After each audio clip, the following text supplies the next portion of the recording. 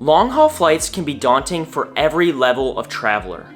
Whether you're a beginner and this will be your first long flight, or you've traveled around the world 4 or 5 times. Having the right preparations for these flights is key in making or breaking your experience. In today's video, we're going to talk about all the things that we do to prepare for a long-haul flight. So let's dive into our long-haul flight survival guide. I would like to mention that this video is going to be more so focused on the preparations and checklist that we go through to prepare for a long flight versus what we pack for our long flights. I made a whole nother video about everything that we pack for our long travel days, and I would highly recommend giving that video a watch, not only to get those types of details, but also if I don't cover something in this video that you maybe feel like I should have, I maybe covered it in the other video. Make sure you stick around to the end of the video as I share one checklist item that might turn your flying experience into the best one you've ever had. Preparations for your long-haul flight begin well before you even make your way to the airport.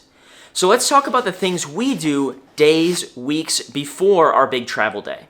For us, it starts by picking the right flight. Me and Meg put a lot of thought into which flight we choose to fly for our long travel days. The first thing we like to look at is total travel time. This can be a great metric to tell you how many layovers you're going to have, as well as just how long your travel day is going to be. I think it's a surprise to a lot of people when they're looking at flights that depending on how far you're going, how travel times can be, for example, maybe a 22-hour day or a 33-hour day, just based on what direction you're going around the world and how many layovers and how long those layovers are. So we start by looking at how long do we want to be traveling. Ideally, we try to minimize that number. Number 2, me and Meg have a personal preference of flying at night.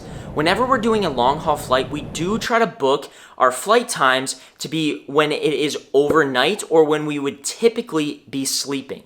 We find that this is an easier transition for jet lag, as well as it helps us maximize our time in our destination. Last, we will try to take into account the days of the week of which we are flying. We often try to fly on Tuesdays or Wednesdays, especially for a long international flight, being that we have found in our experience that those days are a little less busy. Look at how empty this flight is. And you might have a little bit more room on your plane, which is key for those 10, 11, 12-hour flights. Next is going to be preparing your body for a long travel day. For us, this usually starts about 3 or 4 days before we leave for our trip. And it starts with getting good quality rest each night. Now, this doesn't mean we're necessarily doing anything different from what we normally do, but we make sure to prioritize getting really good sleep. Oftentimes, we found from our own experience, 1 hour and 43 minutes of sleep last night. Must have been anxious. And from hearing it from others, that people will actually get less sleep and less quality sleep leading up to their travels because you're running around doing errands, you're stressed about what you're gonna pack. So prioritize getting some of those errands and to-dos done weeks before you travel, so that way the week of travel you can just focus on resting your body and getting it ready for the demands of a long travel day. We also like to prioritize exercise, especially before a long travel day. For example, if we fly out at noon, you better bet that me and Meg are going to be working out that morning. Getting some nice light movement in before your long travel day can help you sit and rest more comfortably on the plane. Also, it just gives you a good boost of energy. Now, I wouldn't recommend getting super sore before your big travel day, but doing what you maybe typically do for exercise, maybe that's just a walk, maybe that's lifting some weights, do that. I feel like getting some movement in before a long travel day where you're potentially sitting for 20 or 25 hours is key. Now, it wouldn't be a travel coach's video if I didn't talk about hydration at least once, because it really just is that important. But me and Meg, especially before a long travel day, the days leading up to it, we'd like to increase our water intake. We also will add in some electrolytes, whether it be Elements or Liquid IV or Noon, whatever you prefer. Start your hydration days before you travel. It'll help you out in the long run. Next, have your documents prepared and ready to go. I'm talking about passports, visas, health insurance, anything that you might need for your travels, make sure it's ready to go. Now, I know this may seem obvious, but it is something that people often forget. One thing that me and Meg also do when we travel internationally is we make photocopies of those important documents. We'll actually make 2 photocopies. One that we store in a digital form on a folder in our phones, and one in physical form that we store in a secret place in our suitcase. This gives us some peace of mind so that if we were to lose our passport or something like that, we're still able to travel around virtually stress-free. Next, charge your gear up. This may be an obvious one again, but something that I've definitely forgotten to do. There's nothing worse than getting to the airport and your headphones are dead, or your phone doesn't have a full charge, and there's no charger on the airplane. So just make sure everything's charged up and ready to go for your long flight, because it can make it a lot more enjoyable. Next, picking the right clothes for your long travel day. You're obviously going to want to wear stuff that's comfortable. You're going to be sitting for a long period of time, and you don't want your clothes bunching up in weird ways when you're trying to sleep. I would also recommend wearing layers. This will help you regulate your temperature when you're in and out of planes. The next thing I'm going to talk about is something that you might want to add to your checklist before you make your way to the airport, but is actually something that me and Meg don't do, and that is picking your seats. For me and Meg, we've really just never seen the value in it, as most of the time it costs extra money and we travel so much, we really just don't care that much which seat we get. But if you have the availability and the opportunity to pick your seat, and maybe you're somebody that doesn't travel quite as much, I would highly recommend picking your seat, as it can make you a lot more comfortable on your long haul flights. Even though we don't pick our seats, I'm going to offer some of my opinions and thoughts on different seats on the plane. Let's start with the window seat.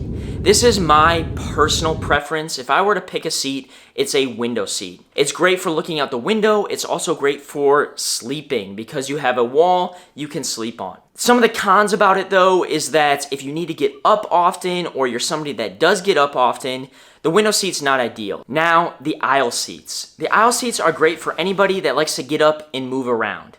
But just keep in mind that you will not only have to get up for yourself, but also for everybody else in your row. But I am going to offer a little pro tip if you're somebody that likes to sit in the aisle seat. Oftentimes on long haul flights, the seat configuration is a 3-4-3 configuration. And I would recommend booking the aisle seats that are on the inside of the plane. This is going to decrease the times that you have to get up for your fellow row mates, if that makes sense. Being that in the middle aisle seats, there's 2 entry and exit points. So if you're sleeping or something like that, there's a 50% chance that the person in the middle seat is going to go out the other direction. And the middle seats. There's really not much to say about the middle seat other than good luck. I've sat in my fair share of middle seats. Meg always sits in the middle seat. I feel so bad because I always take the window, so she gets the middle seat. She's really nice to me. But the middle seats are not great. And the worst of all is the middle of the middle. So as I was saying with that 3-4-3 configuration, if you're in the 2 middle seats in the middle of the plane, an extra good luck to you. Me and Meg have had those seats before on a long haul flight. It's not ideal. You'll make it, but the last thing I will say about booking your seats is don't write off the back of the plane. I think typically on domestic flights or shorter flights, the back of the plane is like no man's land and you don't want to be there because it takes forever to get off the plane. But that doesn't necessarily apply to the longer flights. Oftentimes, there's actually more space in the back of the plane to get up, move around, stretch your legs. So don't be afraid to book a seat in the back of the plane. You might have a really good experience. Let me know down in the comments where you prefer to sit on the plane. I'm always curious if people are window seat people, aisle seat people. Let's hope you're not a middle seat person. I don't think that's even a thing. Front of the plane, back of the plane, let me know. I'm curious. So that concludes our checklist of things that we do in preparation before we even leave for the airport for a long flight. Now let's get into the details of what we're doing at the airport and during our flight, starting with arriving with the appropriate amount of time to the airport. This is something you do not want to mess around with for long-haul international flights. The boarding process usually starts 15 to 30 minutes sooner than your typical domestic flight. Me and Meg typically for an international flight will arrive about 3 hours early, sometimes about 2.5, whereas domestic we're usually about 2 hours. Once we get through security and all that, we will start to prepare our stuff. Now, what do I mean by this? For us, we like to pull out the things that we're gonna use on the flight. So it might be headphones, it might be sweatshirt, it might be a specific snack or your water bottle. Making sure that the stuff that you're gonna use on the flight is at easy access. Boarding can be really hectic, and oftentimes you're just kind of trying to stay out of the way. So it can make the boarding process much more smooth if you have all of those things ready to go. It will allow you to get in your seat much quicker and more comfortably. Once we are seated on the plane and we've gotten comfortable in our seat, I will then start to plan movement. Just as we talked about before with moving or exercising before we travel, planning movement for while you're on the flight is key. This will help you eliminate a lot of the physical effects that come with these long-haul flights. It doesn't have to be anything complex. It can be as simple as an upper body stretch, a couple calf raises. What me and Meg like to do is whenever we have to use the bathroom, we will also extend that time by 3 and 4 minutes and do a couple stretches. Loosen up the hips, loosen up the low back. It'll make you feel so much better on these long flights if you can just get a couple stretches in. Next, prepare for dryness. Planes are super dry. The humidity level is very low, and preparing for a long haul flight is making sure that you have some moisturizer, maybe some chapstick, maybe some eye drops, or some nasal spray. Me and Meg have both walked off long haul flights and have gotten bloody noses before just from how dry it is. Next, don't forget to do normal stuff. Now this is kind of weird and arbitrary, but let me explain. Oftentimes when you're flying overnight on these long haul flights during the day, you kind of lose track of what's going on. You forget if it's breakfast, if it's lunch, if it's dinner. You don't know what time of day it is. There's already so much confusion going on with a long travel day that it can be easy to forget the normal stuff that you do to live every day. For example, like I already talked about, drinking water or eating. There's been so many long flights that I've forgotten to eat because I'm I don't even know what time it is. My body doesn't know what time it is. Keep routines if you can. If you're somebody that normally brushes your teeth before you fall asleep, feel free to brush your teeth on the plane. Obviously, make your way to the bathroom. Do your normal stuff as much as possible. I'm gonna label this last one a little bonus checklist item, being that it's not something we necessarily do on every single long haul flight, but it is something that might turn a normal flying experience into maybe the best one you've ever had. And that is picking up a little gift or maybe even a thank you card for your flight attendants. Showing a bit of empathy and gratitude towards the work that they do can go a long way to making your flight experience a lot better. We've tried this out a few times, and not only does it just make you feel really good, you also might reap the benefits of being a nice person. If you're a flight attendant watching this video, please in the comments tell me if this is something that you actually appreciate or if it's something that just kind of gets in the way of you doing your job. I've never actually asked a flight attendant to see if this is something that they actually enjoy.